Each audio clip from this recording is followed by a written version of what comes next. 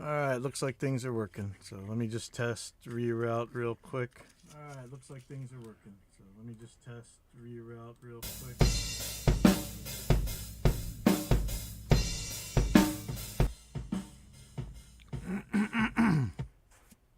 Alright, that's good. Thanks everybody who tuned in yesterday. I was recording just the raw audio and video for a tutorial, and I messed up. I didn't make my narration track solo safe. So a pro tip, if you're using Reaper and you want to make sure that your audio is still going when you solo something else, right click solo defeat, right click the solo button on Reaper and just pick solo defeat. I thought that since this had a hardware out, the solo wasn't going to affect it, but I was very definitely wrong. So I'll be doing this again. So I'm going to start in just a second here, just making sure everything's working. Sorry. And you know what? I don't have a piano teacher next door today, so it should be a little bit quieter. And I don't have a band practicing in the big room, so it should be much better.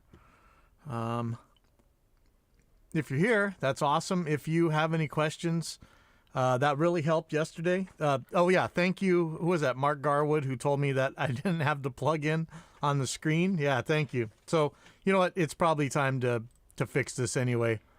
So oh yeah, hey Matt, thank you. You. So you know what? It's probably good to redo this anyhow. So we learn from our mistakes, or we. What did Glenn Fricker say? We learn from our mistakes, or we'd be bass players, right? But you know what? To me, bass players are worth their weight in gold because there's never enough of them around. So I don't give him any crap like he does. He's a brave man. All right, so let me get this started.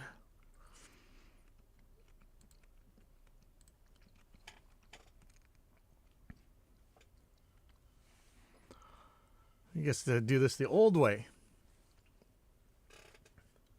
Make sure everything's recording. So I'm thanks to Simon Larkin, I'm running 2 instances of Reaper so that one's recording the output and one is handling all the streams and stuff like that. It looks like it's going good. So here we go. Without further ado.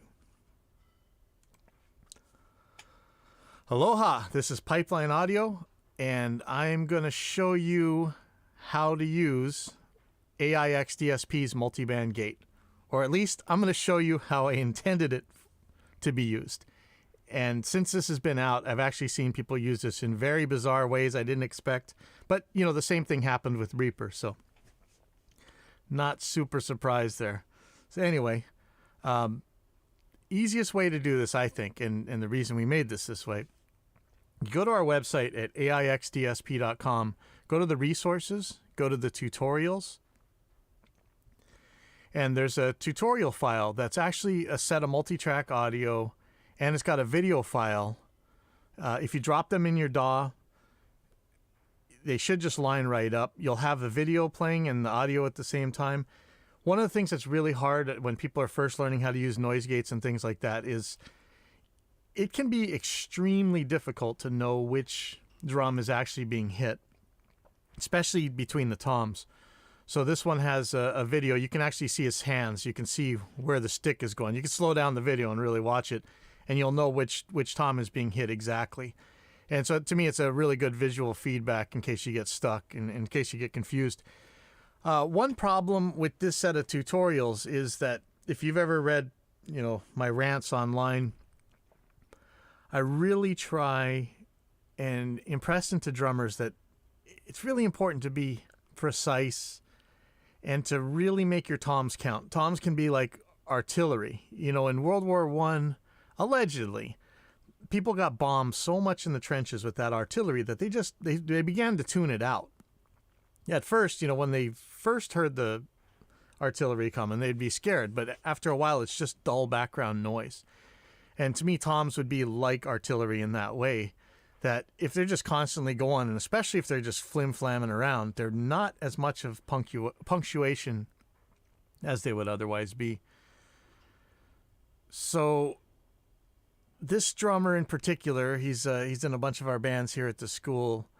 He's a little bit more sparing with his toms, and he knows the evil that you guys are all dealing with, and probably why you bought multi-band gate in the first place, of cymbals bleeding into the tom mics. So he tends to play his cymbals in a way that lend themselves not to make trouble for the toms. But still yet, the artifacts are there, and this will be a good tutorial for you to try out. And because it's not so impossible like you'd usually have to deal with, this will actually give you some confidence going forward. And as things get more challenging, at least you knew you were able to do it before. So anyway, grab this file, download it, and you should be good to go. So I'm going to pop open the session, and let's check things out here. So I'm just gonna give you an idea of what's going on here.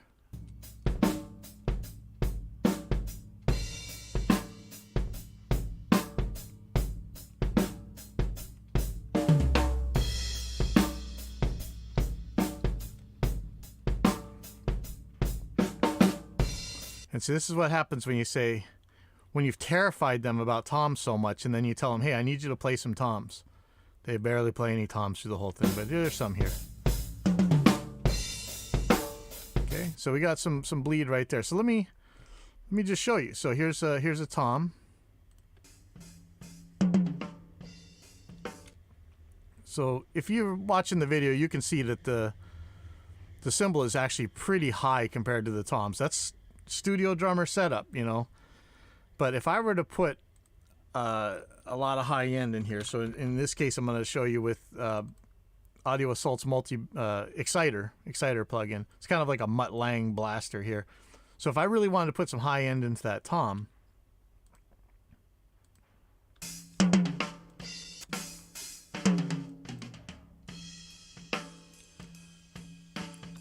it's really going to become an auxiliary cymbal mic, and it's just going to get nasty.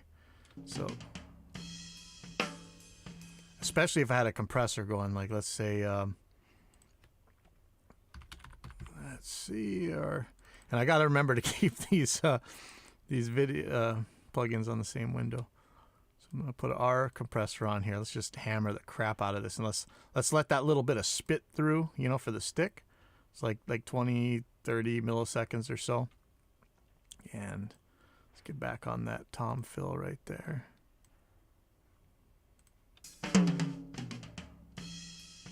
Okay, so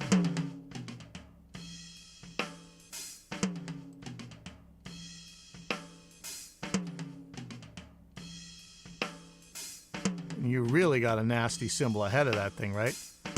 It's probably louder than the tom at that point, which is, yeah, that's not what you want. Okay, so anyway, so that's what you're dealing with.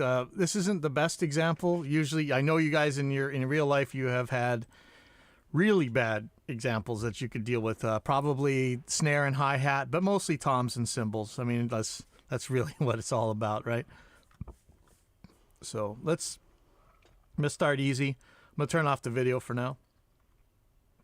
Let me go to kick drum, and just going to turn the threshold down, and let's see if I didn't blow the voice recording again. Yeah, we're still recording. All right, so again, that's that solo safe thing. So just right click the solo defeat and Reaper, and you can do that. So here's pretty much the default setting of multi-band gate, and I have the threshold all the way down. So I'm just going to solo the kick, and you're going to listen to a couple kicks here.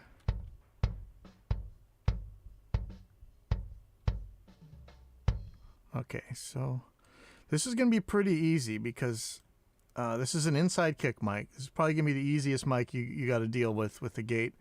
And you could probably use a regular old gate for this. I don't think it'll be as good, of course, but you could, I think. Sort of. I mean, that's why Regate was built, right? But let's see how this goes.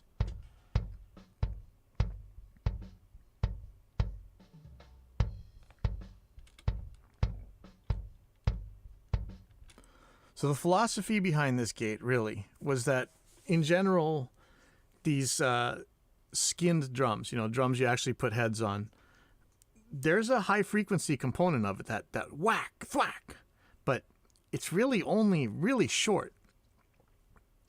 So you don't need it the whole time. And if you do leave it open, that's where all the cymbals come in. That's where all that nasty wash and mud and bleed really makes a lot of trouble, especially if you're running a compressor.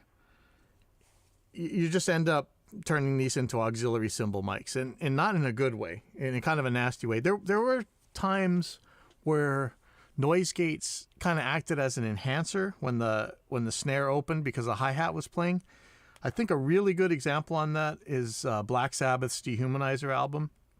When he hits the snare, you'll hear the gate open up and it'll blast the hi-hat in for just a minute little bit. And it really kind of adds a punctuation to the snare in those parts. But he's using it really sparingly. And in this case, I want to keep that high end open just as long as the stick hits. Really, that's it. Even if it's got a blast of cymbal noise, it's not going to matter. That's just going to add more high end to that tom. And so if we do compress it, limit it, and really push it up, the only thing that's getting pushed up is that stick hit. It's not going to be the cymbals. It's not going to be anything else. On the other end, of course, depending on how you want to shape things, you might want your toms to last a long time. I mean, I really do, unless it's a really fast tom part. I'd like to hear that, doom, just playing all the way out. And so with multiband gate, you can make the high end really short, just as long as the stick is, and then shut it up immediately. And you can let that low end ring without making trouble. And you're going to find probably that the mid band is where you're really going to struggle, because you're going to kind of decide how much do I want of this, and the timing between what that high end is and what might actually bleed a little bit into it, and what the meat of the sound is. So generally, I'm usually using the low band crossover right around the fundamental of the drum. Generally, not always. So there's kicks that have like a really deep fundamental, and I'll put it way down there instead of on the first or second harmonic. But let's not get too crazy here. I'm just gonna play this kick, and let's take a look at what the different parts are. So I'm gonna solo the high band real quick. I'm gonna look for where we got our thwack.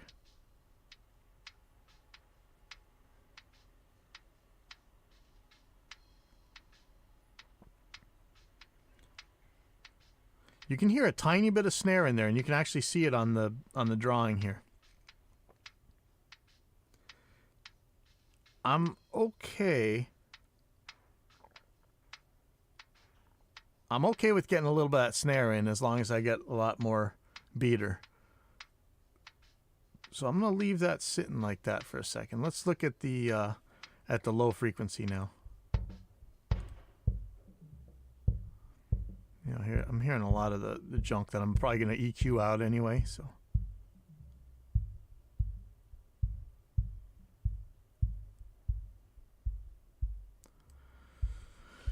So here's around the fundamental of it, somewhere around 60 hertz. I could let that ring forever, and nothing's going to make trouble. I really don't care. Even if toms get in there and make trouble, or try and make trouble, they're really not going to bother anything. But I'm gonna get this up to like the second harmonic at least. There's a little bit of that tubbiness in there. I might want to get it out. I know people really love that 150 hertz area of it, but I'm not so thrilled with it. Let me see. At least on this drum. Okay. And so what's left is this mid band. Might want some of this. I might want to make the high crossover come down a little bit, but this is all taste. And you know what? I find myself more often than not just muting that mid band. It's like instant D6 sound, right? Okay, so now I'm just going to grab the threshold, and I'm going to move it up.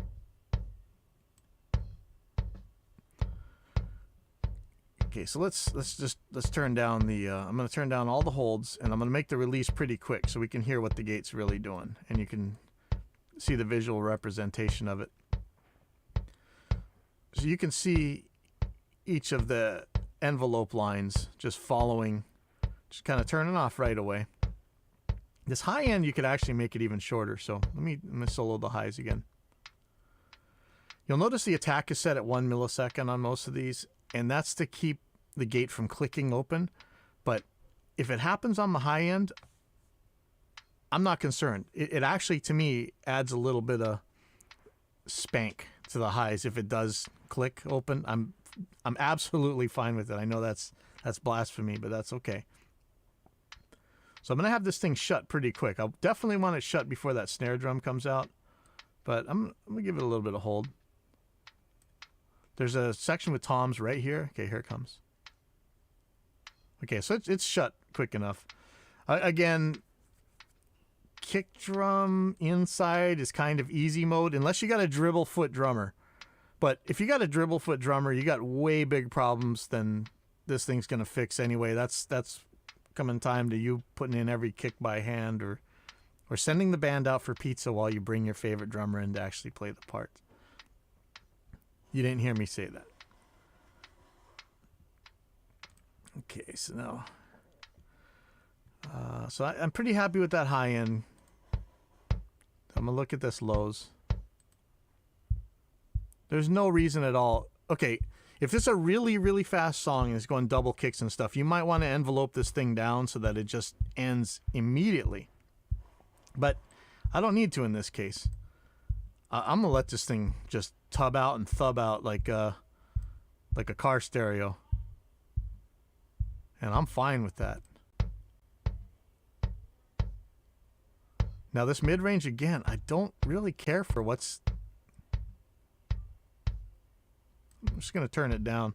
I don't really care what's happening here. You know, if I do need to EQ some meat in later on, what I'm gonna do is I'm just gonna have this turn off before the snare hits.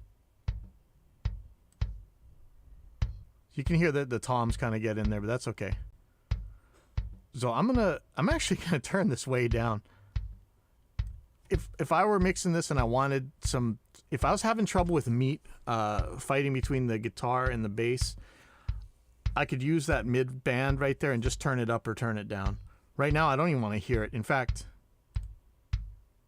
that sounds better to me. I'm just gonna mute it. Okay, so I'm pretty happy with that kick. Let's hear that with the overheads.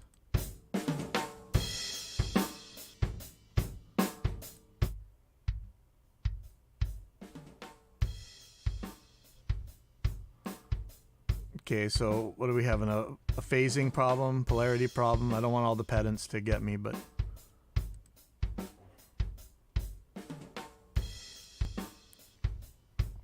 so there's really no reason for me to have all that. I mean, if this is a jazz album or something, you know, maybe I'm going to have a lot of lows in the overheads, but I'm not gonna in this case. So some of you guys are beta testing this right now. This is our upcoming dynamic EQ plugin, and I'm just gonna high pass the lows out of this thing. Sorry. There we go.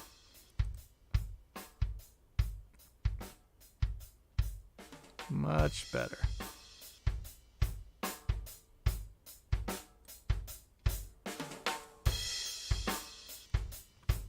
Okay. I'm okay with that. So I'm going to move on to the outside kick mic. Now this mic I might want to have a lot more of the mid-range from, and this, yeah, I'll tell you honestly, I barely use outside kick drum mics. I know it's the cool thing to do, and it's even cooler to buy a product that has like a NS10 speaker and stick it in there and whatever, but I tend not to use these. They don't tell me as much about what the drummer's playing and when he's playing it, so I don't really care. So again, I'm going to turn the threshold way down so it's just playing. I'm going to take a listen to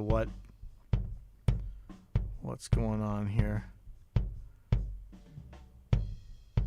Okay, so there's a lot more bleed in this track, so what I'm going to do, I'm going to engage the key listen here. So this is going to determine what frequencies the detector's actually listening to open that kick drum. And so you're probably going to think, oh, well, you know, it's a kick drum, so I'm going to make it the fundamental. And just have this like low thud opening up and closing the gate. But there's a couple problems with that. Remember that the lows are going to last a long time on a kick drum typically. They might resonate for a very long time. And the peak of that resonance may not be all that much higher than the sustain of that resonance. So it might not be a very good discriminatory signal to tell when the gate's opening and when to close it. The other problem is just like with the compressor. If you have a really low frequency waveform, the compressor threshold can actually ride the waveform shape itself, the frequency shape, and it'll be chattering on and off like nuts. So in this case, it probably would work. If you're looking at the peaks and valleys, it's looking like there's a lot of discrimination here. But let me raise this a little bit and let's just see. To me, that's a little bit better. Let me move. This looks like a good signal, so I can really tell when to open and close the gate here. So I'm going to take it out of key listen mode.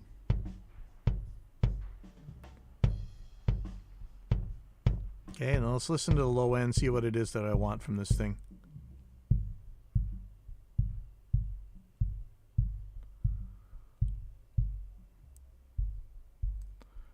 Okay, so in this case, I'm actually going to use a lot more of the mid-range, or I might want to anyway.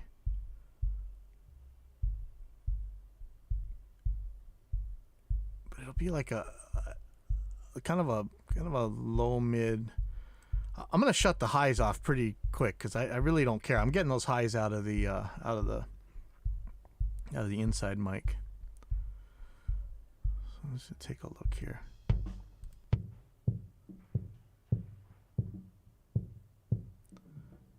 Yeah, see, this is kind of that kind of flappy thud sound that you might want to use to push the mid-range on this drum. So you might actually want to keep that. So I'm going to look at these parts. So let me see what I even want from the highs.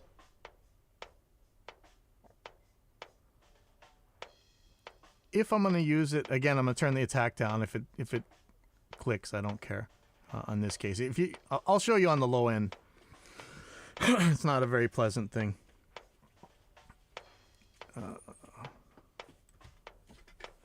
Hey. Here. Oh, sweet. I didn't know if you're like recording something. Oh, yeah. To bug you. Well, this is the nature of live audio. My brother just showed up, so I'm turning down the release. This is just not going to last very long. That's okay.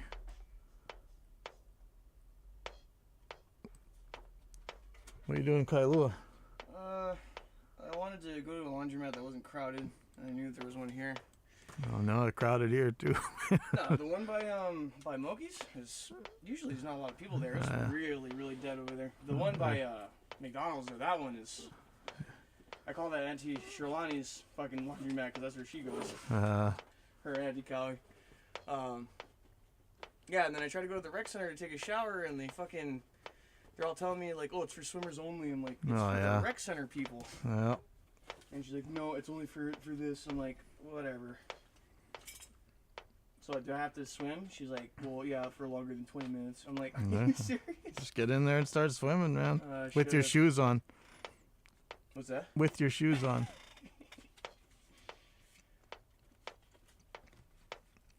Okay. So yeah, that's what Newegg's or the UPS tracking number told me is coming tomorrow. But alright, cool. It might come today. You never know with these guys. Yeah, that's true. That's what I was thinking when I was walking over here. I was like, it might actually just come in today. I might as well just cruise and wait, maybe. Yeah, I got mine. nothing else to do till 5, so. Mine showed up early. Alright, yeah, let me, I gotta finish this tutorial. I'm just recording the raw stuff for this, but it is live. So. Oh, gotcha, okay. Okay. I'll go around the store and okay. I'll just wait outside. All right, so I'm pretty happy with this high end here. Again, I may not even use it on this track.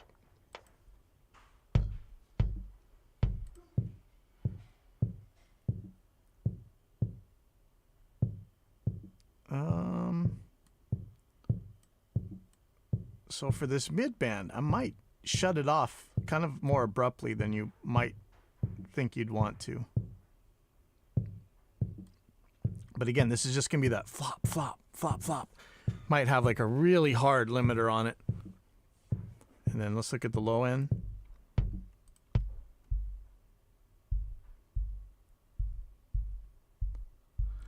You know, I don't know that this needs to cut off.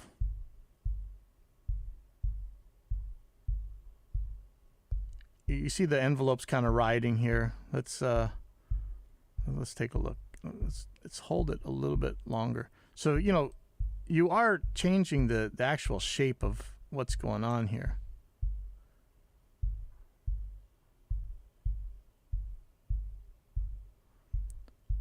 Yeah, you know, I would almost, you know, that's why we do have the mute, solo, and bypass buttons, because you could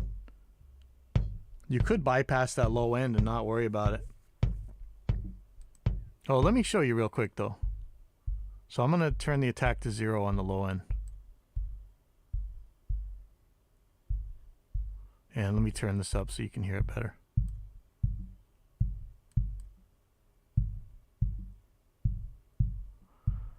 This one's not really clicking into action. I wanted to show you the error that, well, not an error, but I wanted to show you what could happen if your attack was too short. Sometimes it'll click in when you're following low frequency sounds.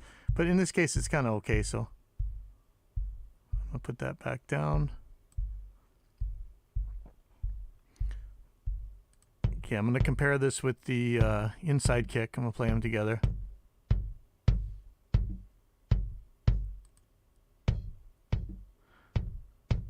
Okay, so here's one polarity setting. Sounds like the lows are canceling each other out, I think. And what I'd rather have is the mids canceling each other out. So I'm going to flip the polarity here. I might still take more mids out. Let's see.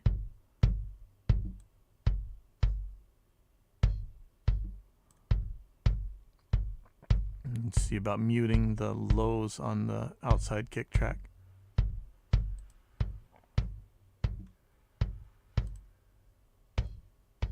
Let's see.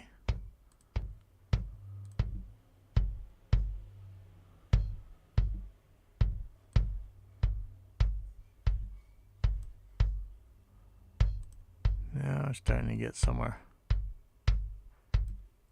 Okay, let me try that with the overheads. So I'm just going to mute the other tracks here.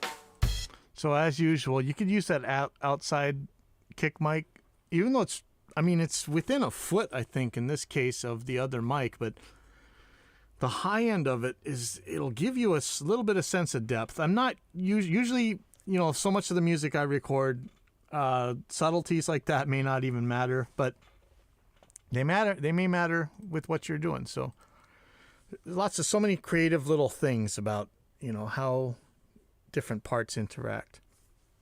So I'm gonna move on to the snare, because this is where things are gonna get ugly. Okay, so here's the snare top. Again, I'm gonna turn the threshold all the way down. So let me find some parts.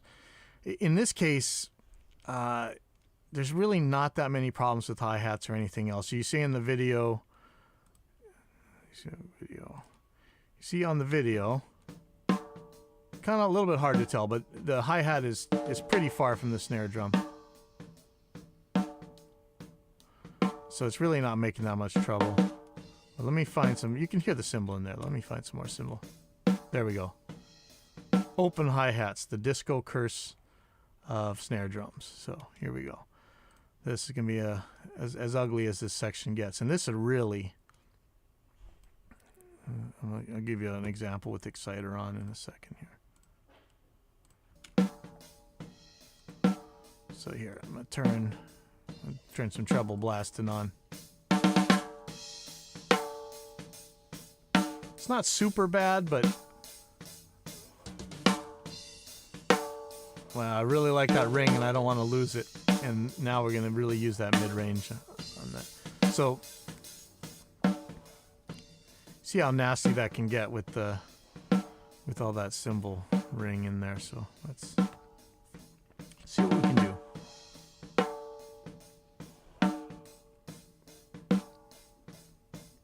Oh, sorry, I got a lot of noise outside.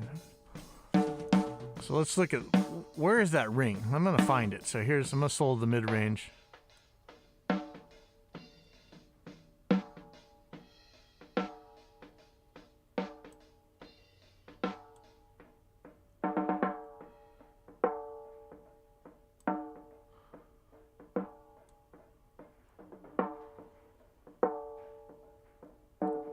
Alright, so this is really cool. I want to make sure that I can either turn up or turn down this ring, and I can change the length of it. So I'm going to leave this ringing for a while, but look in the key listen real quick, and let's take a look at what we can use for the most discrimination possible. This is where things get hard. Snares are not as hard as toms, but they can be tricky.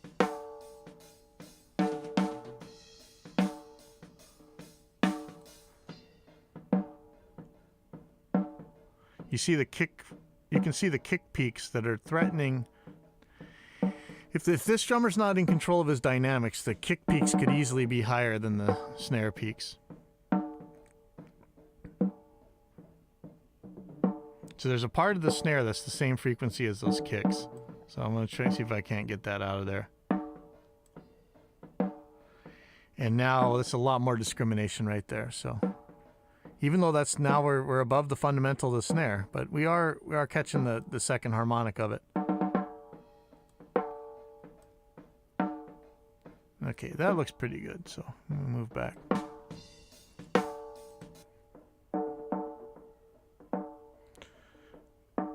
Okay, so I'm gonna bring up the threshold, start turning on the gate. So that's a way to kill your ring, right? So we're going to get rid of that. I don't want this thing making trouble though, so let's see.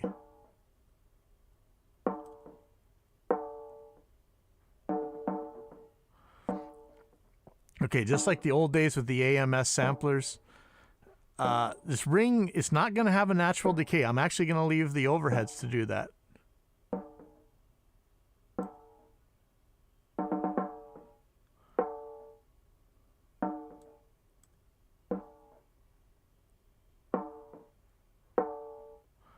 Kind of want to kill it before that kick drum comes in.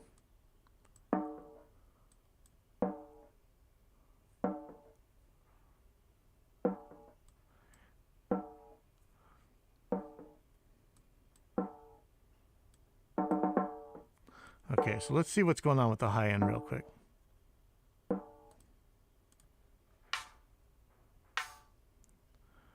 Okay, now you can hear this is where it's really going to make trouble with that hi-hat. Again, I'm going to turn the attack to 0. And I'm going to stop this pretty quick. I may not really want much hold on there at all.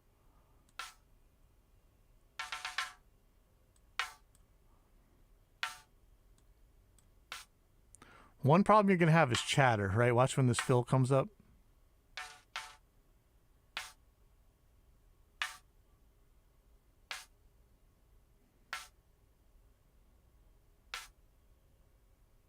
Where's that fill? There we go. And that's where you might want to use this hysteresis control to have it not turn off until it goes down past a certain amount. You could keep the gate chatter down a little bit. I'm not going to be super worried about this. Make the hold a little bit longer.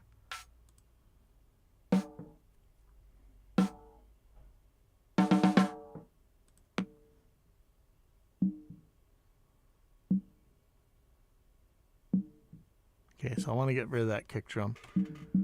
Let's see what happens if I turn the attack to 0 here on the snare. Okay, so you're hearing the click on the low end, hopefully. This is why I usually default this to 1. You can make it a little bit shorter and probably be okay, but there's nothing really to be gained, I don't think, by this anyway. So I'm going to shut this thing way quicker here. Especially if you're going for that 80 snare where you just got that gigantic bottom end. You can make this bottom really short and just crank the hell out of the lows.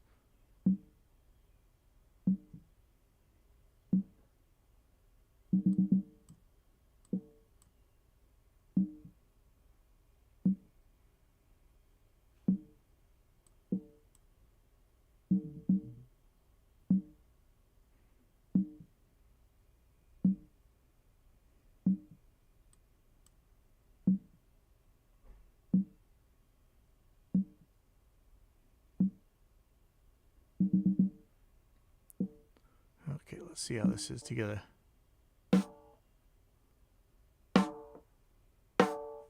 Okay, and again, you see how abrupt that ring stop is, but I'm counting on the overheads filling that out. Let's see.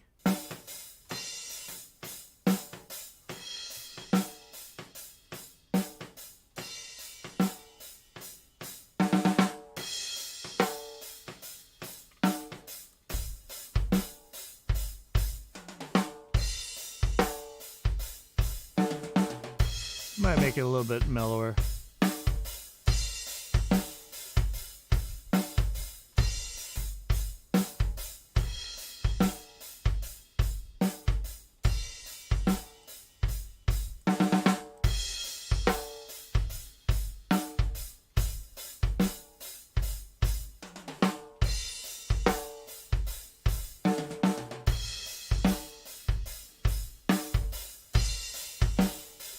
And of course, that's the danger of listening in solo, right? So always make sure you listen in context too, even if you're setting a lot of stuff in solo. So now let's move on to the snare bottom. So this is going to have its own unique problems, and I'll show you what that is.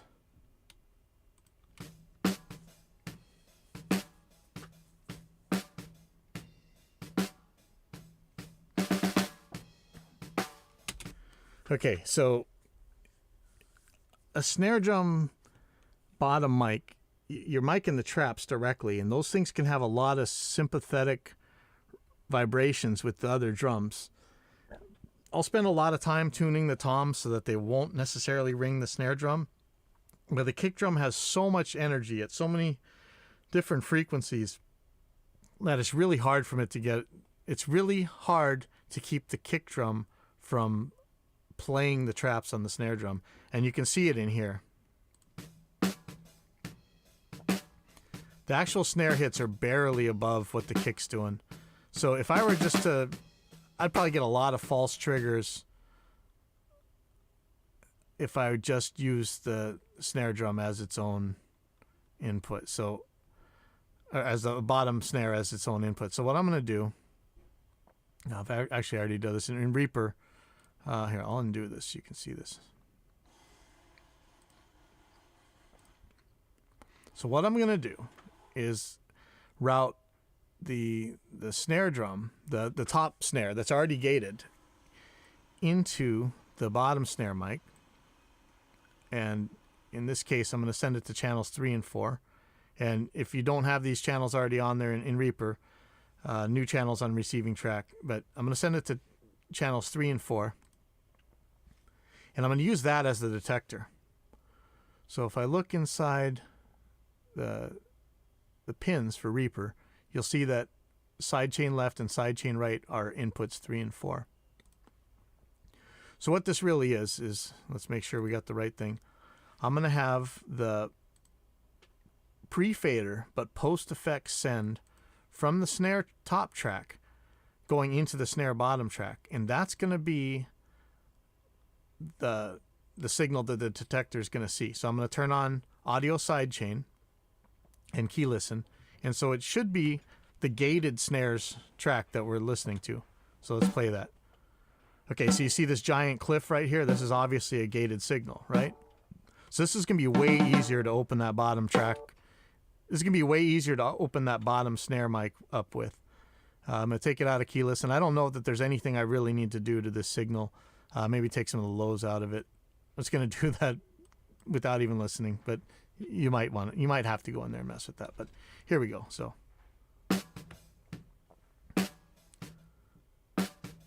okay, so just right off the bat,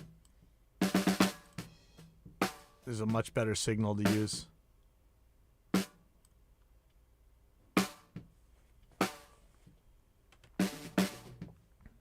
And I really don't care about the lows on this track.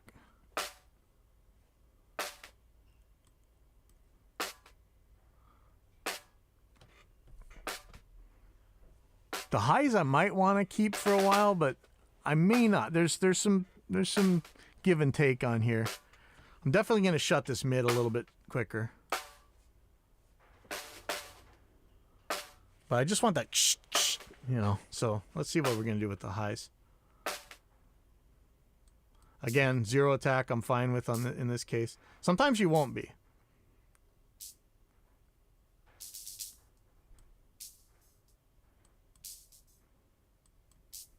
I don't really want that kick in there, but it's not gonna kill me.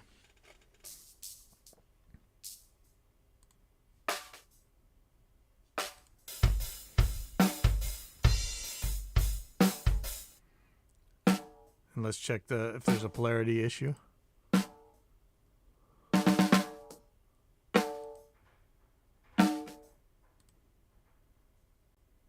Oops, I can't really solo that, so I'm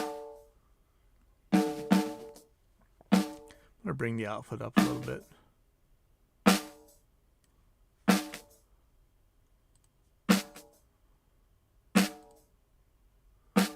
Not really having, it's a little bit thinner with it inverted. I'm gonna leave it like that for now. And so if I turn up the if I put on like an exciter,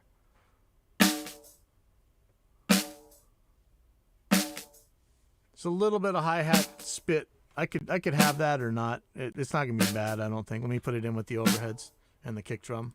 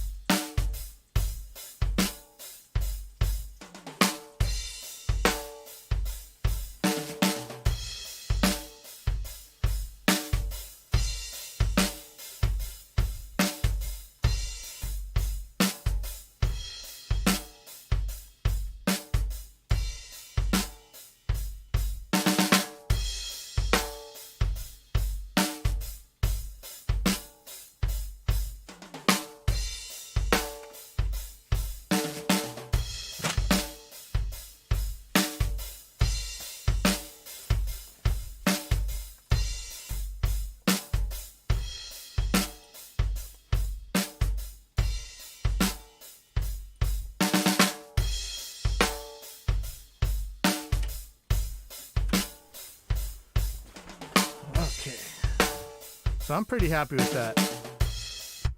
Could put a compressor on there and really show how nasty it would be with and without. I might do that in a second.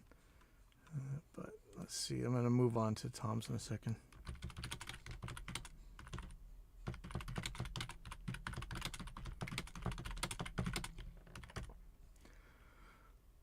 Okay. So let me show you what this thing would be before and after these gates. So let's do this in a way that we'll do this in context with the compressor. Okay, so I'm going to put our Intuition compressor on here.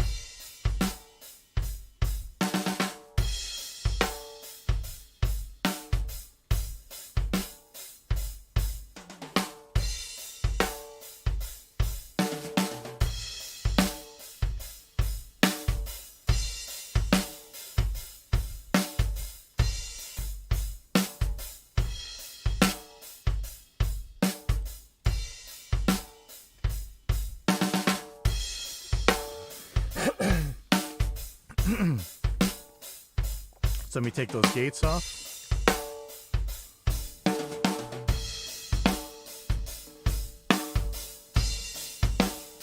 Then width.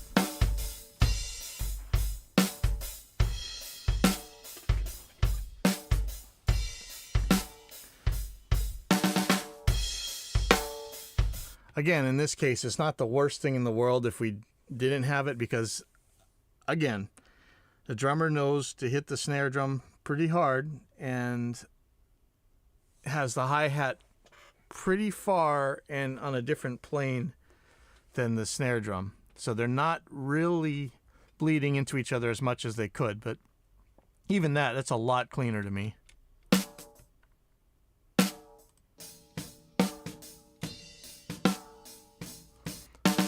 In fact, if we were to do like more of that modern kind of snare sound, like let's say like a 5 millisecond attack or something, maybe even less. Let's just look real quick. Okay, so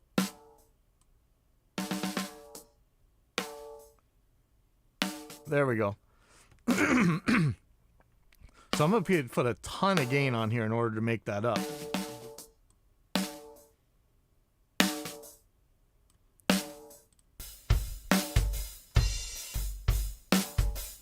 You actually wouldn't want to do it this way with the mid so short, or who knows? People are crazy. But if I were to turn the gates off on this, okay.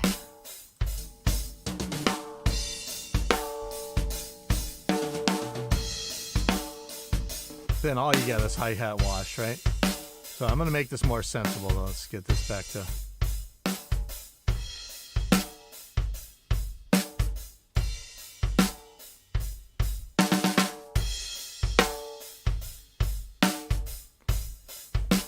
Again, I might make that ring last longer.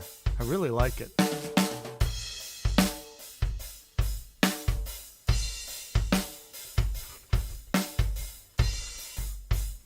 Of course, once you put all the other instruments in here, who knows? Let's slap up the kick a little bit. So this is going to have a pretty short attack.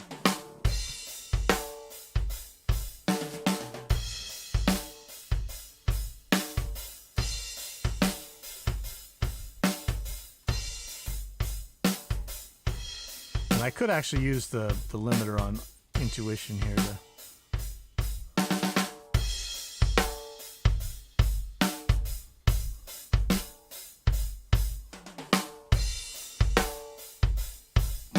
Might further EQ this later on to get some more mids out, or might just use the mid control on the gate itself to handle that. Okay, so I'm pretty okay with that. So the real meat, what everybody's really worried about, right? Toms and cymbals. Now the issue again, I'm gonna say it again. Sorry, that sounds like a stuck record. Hey, Kristen.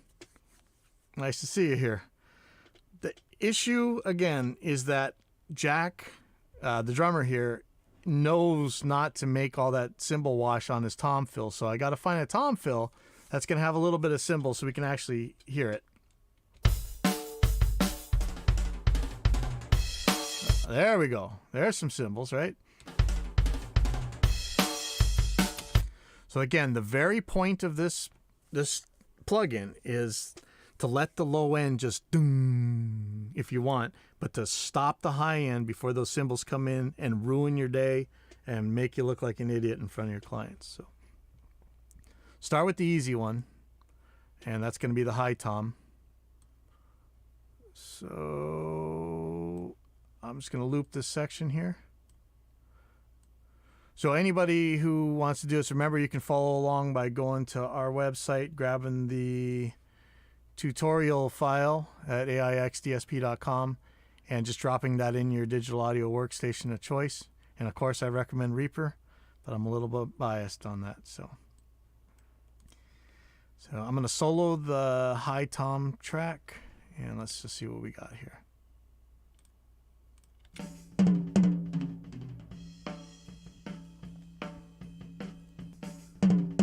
So one of the reasons we got the video showing, and I'll show you this again, is because it's hard to know which drum they're actually hitting. Okay, hold on, let me let the video catch up, sorry. Let me play this from further back.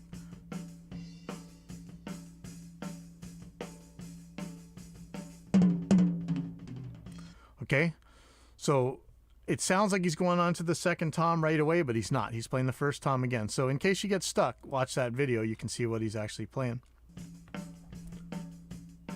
Okay, so let's look at the threshold here.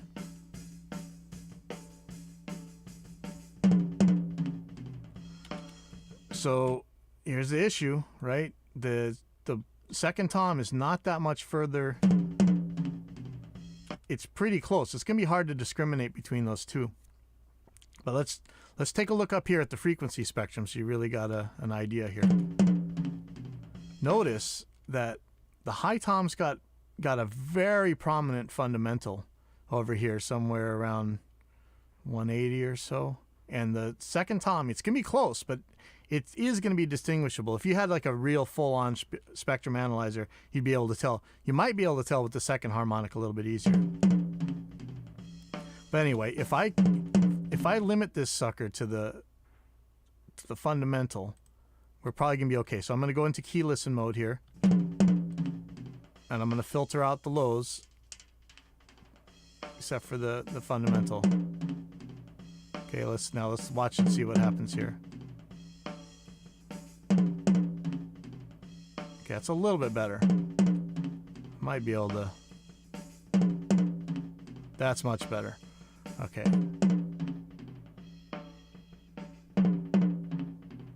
In this case, the proper tom is probably going to have more highs in it than the next tom down. Oh, maybe not. Yeah, never mind. Spoke too soon. Okay, there we go. That looks like a signal that I can tell the difference between. So I'm going to take it out of key listen mode.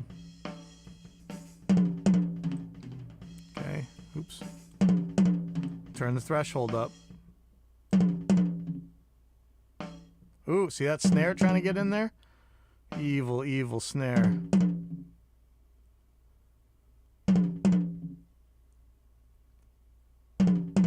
Wonder how we can really ditch that snare. So that's that snare. I'm looking right there at you.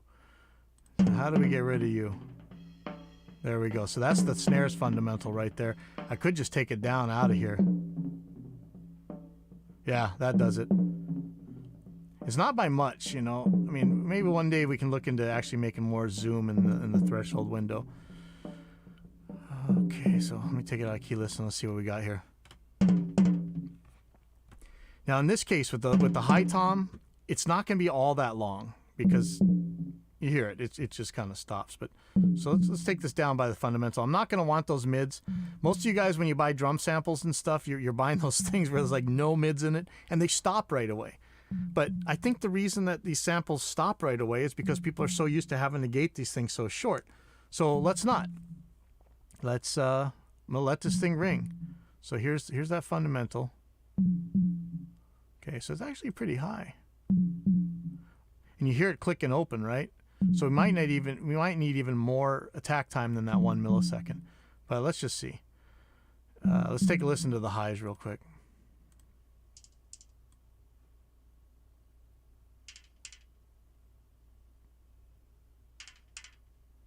So I want as much stick as I can get. That's pretty cool. I don't think I want it this long, but this might actually be okay. So I'm gonna turn the hold down a bit. So watch the envelope as I change these controls.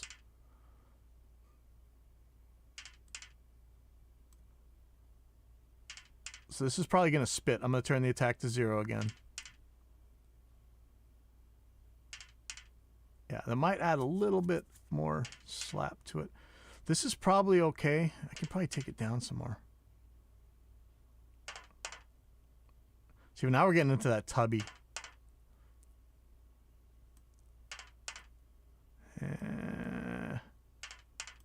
Okay. Let me hear what the mids are doing. it's just that fluty stuff. I might need it in case the track gets too thin, but chances are I just throw the mute button on. There's a little bit of tubbiness on that high tom too, but I'm not super worried. I'm gonna turn the mids down for now. I'm not really gonna care what the gate's doing. I'm gonna make it a little bit shorter, even just in case. Yeah, because you can hear that next one coming in. Okay, the whole point of this plugin though is we want those lows to last as long as we feel like them lasting. And in this case, the high tom doesn't really have that kind of car stereo kind of doom to it. So I don't mind if this thing stops a little bit short. I don't want it to be an auxiliary second tom mic, so this one might stop shorter than you'd expect.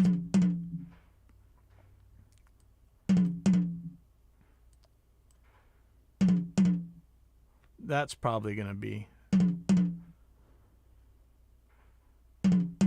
So let's see what happens if I turn the stick part up. That's not bad. So if I let me put that in with the overhead. So I'm going to turn the other toms off. Kind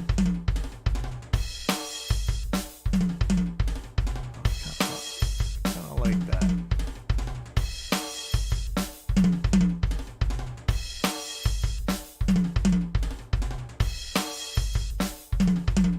Okay, I'm going to give this some highs and see what happens. Maybe too much.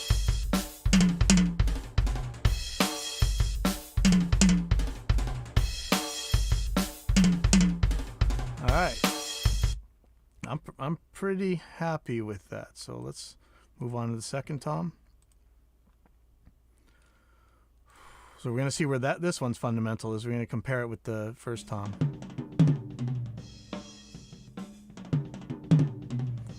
So this is so let's look at what he's doing here. So I'm going to move the plugin out of the way.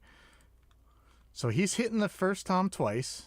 He's hitting the second tom, hitting the first tom twice again. What is this? Is this a kick?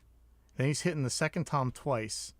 And then the third tom comes in pretty loud. So if you're just looking at the level on the track, it's going to be hard to discriminate. But that's okay because we have this. We have our key listen. So let's see what's going on.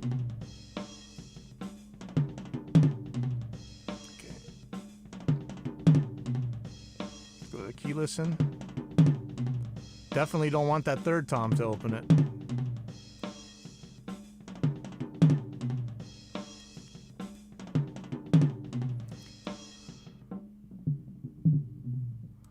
Again, it might seem intuitive to just use these lows to open, but there's a problem of riding the waveform. Because when you're talking that low, in fact, let's do this real quick. So when we're talking about a frequency this low, if I zoom way in, I mean you can see that waveform. That detector, it's not that long. If I were to measure this, let's see. Use minutes and seconds.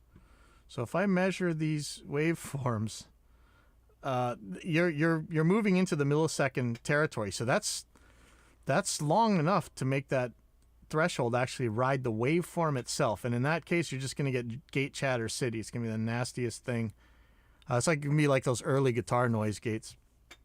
So you don't want that. So let's see what happens if I use this lows to look at. It's not super low, so we might be okay. But let's take a listen. It's still really close, man. That low tom is getting in there.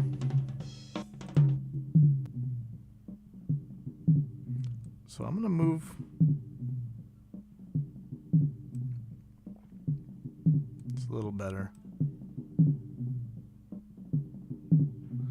It's close though, man. This is still a hard battle to fight, you know.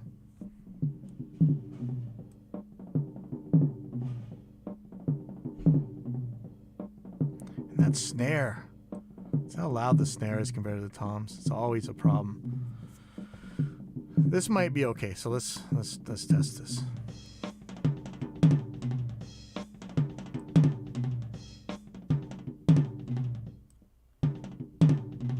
Okay, so let's start with the highs.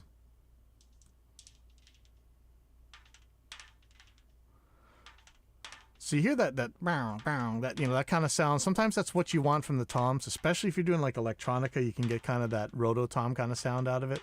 But in this case, I don't really want it. I want more of the smack.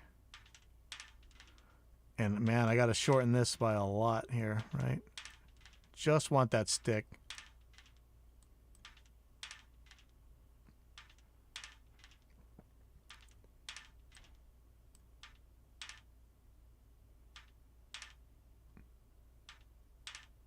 There we go.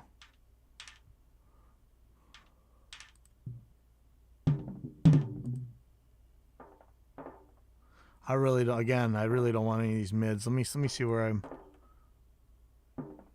Don't really want any of that. I don't know if I want any of that.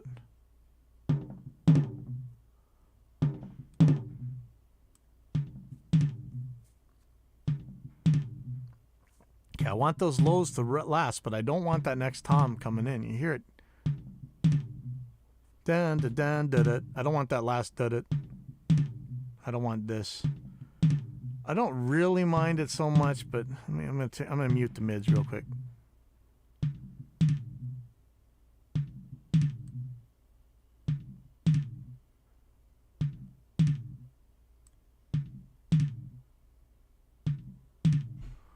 Maybe a little bit more natural of a decay. See, now it's getting to that short. I mean, that's why this gate was made, so you didn't have to deal with that stuff. You know, because of masking, when that other tom hits, it's going to take over so much of that lows that I think we're going to be okay to cut this off a little bit shorter. It's not usually the toms, between the toms themselves, where you're going to have this problem. It's usually the cymbals getting in the toms.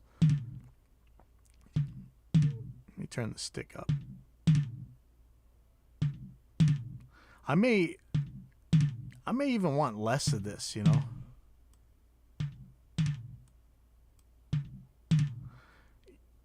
You know, is this a real mix? Depending on what the bass guitar is doing, I'd probably take away some of that that tubbiness right there at what's that, around 150 hertz. It's actually the fundamental of this tom too, sadly. Maybe I'd give it a little bit. Okay, so let's try these in there.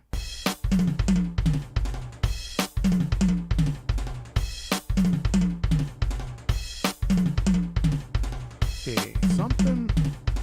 I hope that's not a third tom hit right there. What is this? Let's see. Is that a kick? It's a kick. Okay, so whatever that shortness is, we'll deal with that. Might make this guy longer. It wouldn't matter in a real mix with the guitars and everything, but you know, it should sound good by itself. Okay, so let's go on to the third tom. Now, because I have spectrum mode on in Reaper, you can see these pink, purple waveforms. Those are low frequencies. These black waveforms, that's high frequency. So that's definitely your treble there. And you know what's going to be a high frequency that's going to make trouble for toms? A cymbal. I mean, that's guaranteed going to be a cymbal. Let's take it out of loop and see. That's a cymbal, right? So here's the cymbal, starts right here. That's what we want to get rid of. That's why this gate exists. So yeah, now we're running into that. So here we go. Is it recording? Hell yeah. It'll be a while. Hey, can you use the power loads in the main room? The what? The power loads? Oh yeah. Hey, these things say they're 8 hours, but I think I'm more like 6.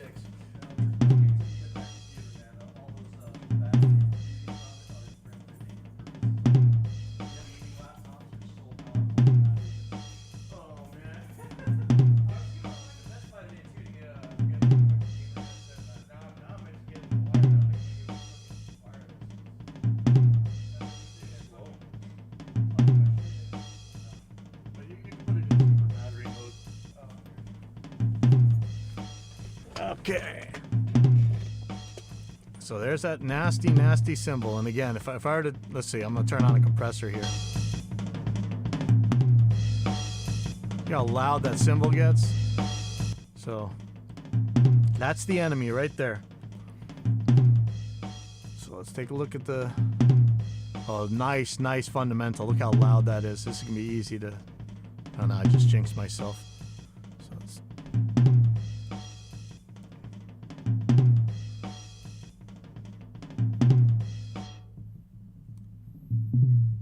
Wow. Thud.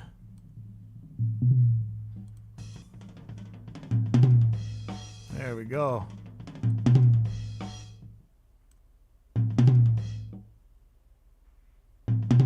Okay, so here we go. You get the stick sound. And that's where the cymbal lives. That's what we got to watch out for, right? It's all that nasty wash that just destroys albums right there. Okay, so I'm going to make this really, really short.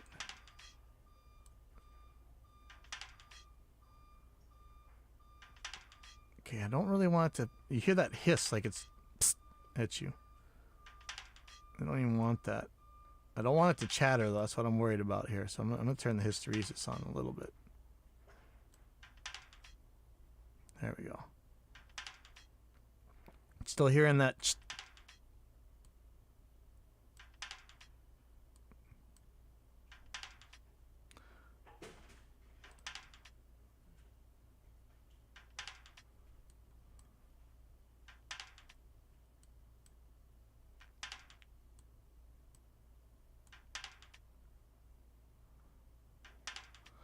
And if I could get this threshold just a tiny bit higher without messing up the first hit.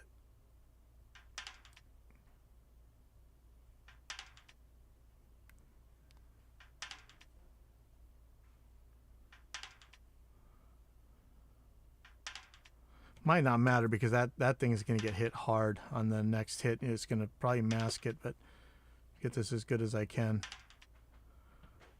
Okay, and let's take a look at what the bottom is.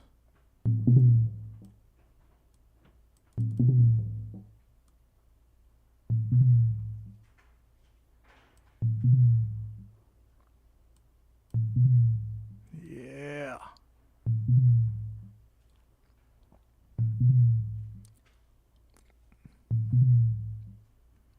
I'd pretty much leave that alone. Now the mids, again. Just tubby junk. I might use it, might not. I'm just going to mute it for now.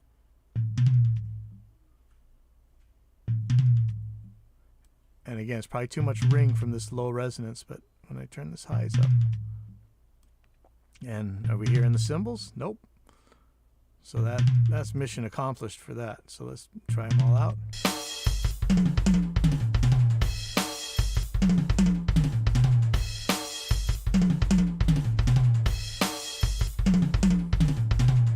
Something's getting cut off here. This might actually be a tom. Man, I'm gonna turn off the effects here. Yeah, you know what? Okay, so here's probably what I would do in this case. He's just not hitting this tom hard enough, sadly. I'm gonna split this piece out and I'm gonna crank it up. It's gonna pop through the threshold, and then we shouldn't hear that dead note anymore. Let's see. This could be completely wrong though.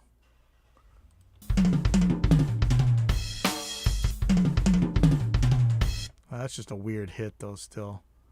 I don't know.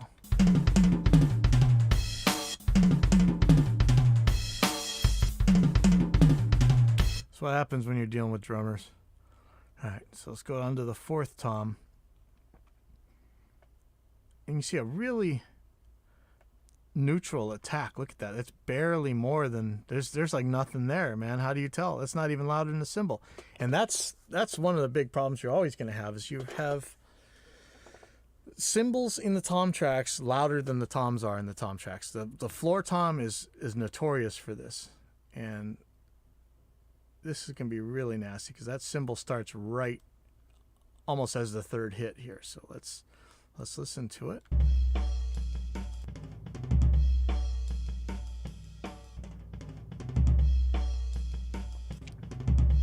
Now overall, the level is pretty much the same between the hits on the tom and the cymbals. But I'll pretty much guarantee you that when we look at the spectrum, the low frequencies are going to be way higher on the tom hits than on the cymbal hits. So we're going to find that out. Let's take a look. But look how long it lasts. You can't gate with something that long, can you?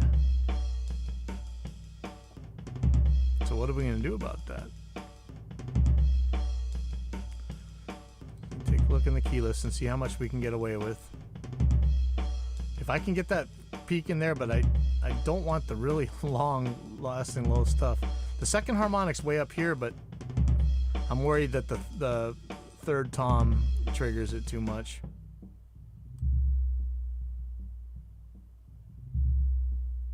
I mean, this one definitely has the lows we want, but oh boy. Okay, let's see how that's gonna go. Let me just see what happens if I let some highs in. Yeah, that snare's just too much.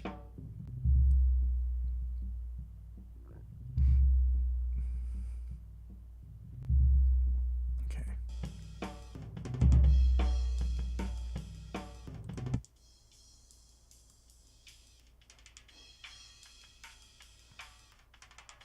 I'm gonna let some of the tubbiness in on the on this floor tom. It's gonna need it. You're not gonna have much without it. There you go. Turn off the threshold.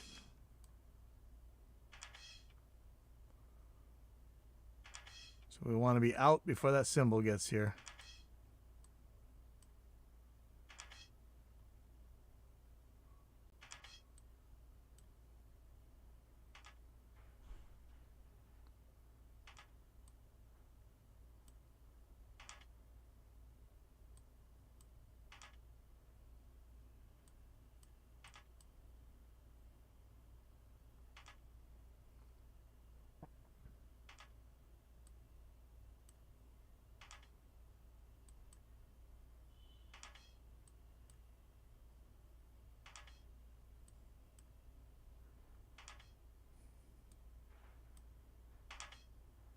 Okay.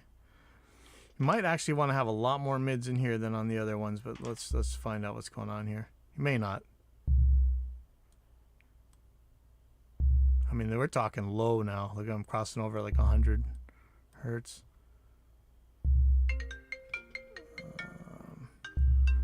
One second. Hello? Hey. It's live recording the video. Yeah. Get back.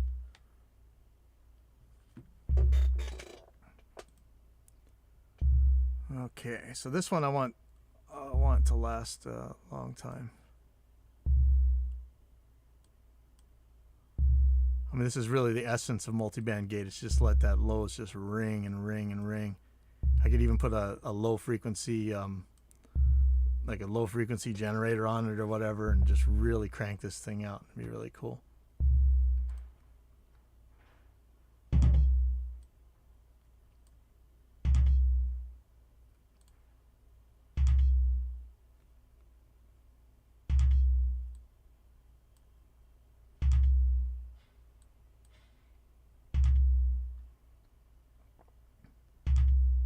Okay, so that's all four of them. Let's put this whole thing together now.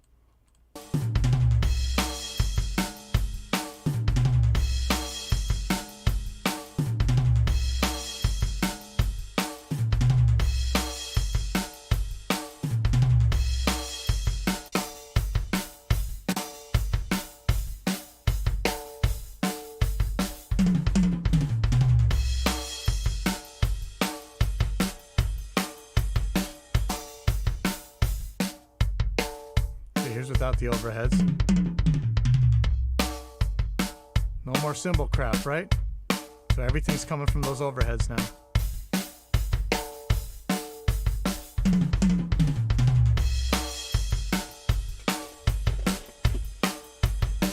And it's probably gonna break everything, but let's just throw something in there in the background here.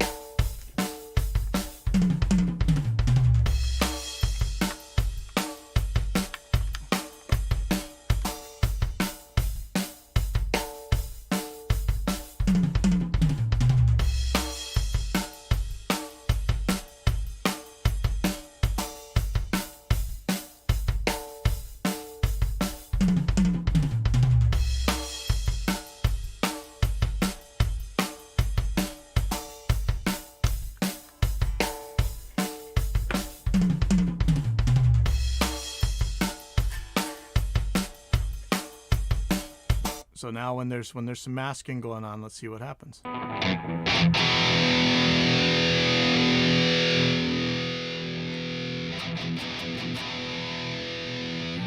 we go.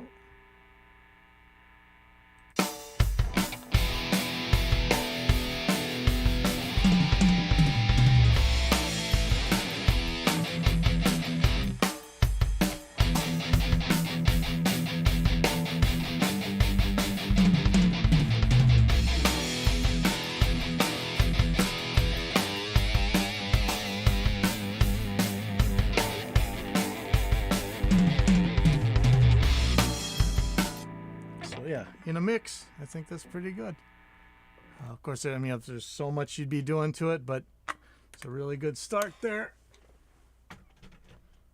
So that is how I mean for you guys to use multiband gate, but feel free to use it however in the world you want. And